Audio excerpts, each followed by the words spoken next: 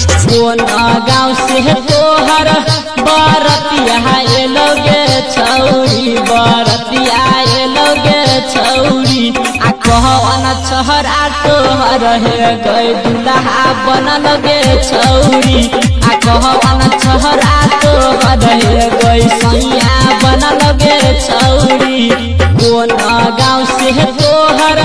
बरतिया एलोगे छौरी बरतिया एलोगे छौरी आ कहवन छहरा तोहर हे गए दुल्हा बनल गे छौरी आ कहवन छहरा तोहर हे गए सैया बनल गे छौरी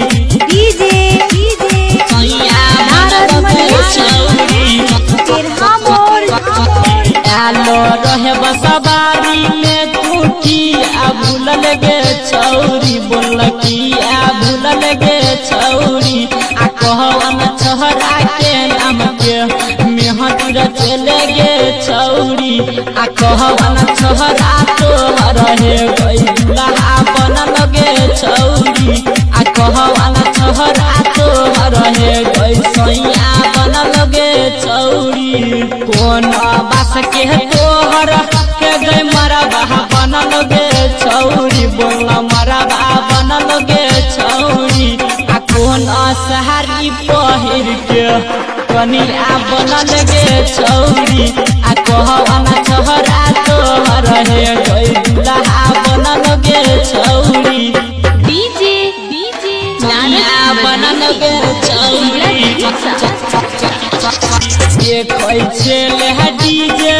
तो बोले ले रहियो गे छौरी चुमा ले रहियो गे छौरी आ दिल हमर फेंक देले गे छौरी आ कहवन छहरा तोहर गे दुल्हा बनल गे छौरी आ कहवन छहरा तोहर हे गई सैया बनल गे छौरी कौन गाँव से तोहर बरतिया एलोगे छौरी बरतिया एलोगे छौरी आ कहवन छहरा तोहर हे गए दुल्हा बनल गे छौरी आ कहवन छहरा तोहर हे गई सैया बनल गे छौरी बनल गे छौरी बनल गे छौरी अंकुश मनी सतोरा ये बोले ले रहोगे छौरी लोभे ले रहोगे छौरी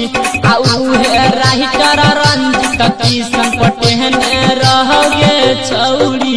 आ रहमान जी यादव के गाना सुने रहोगे छौरी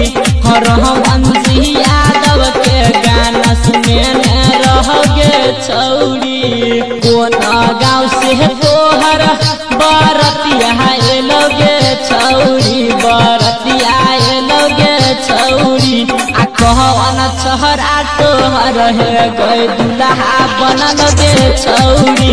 आ कहवन छहरा तोहर हे गई सैया बनल गे छौरी।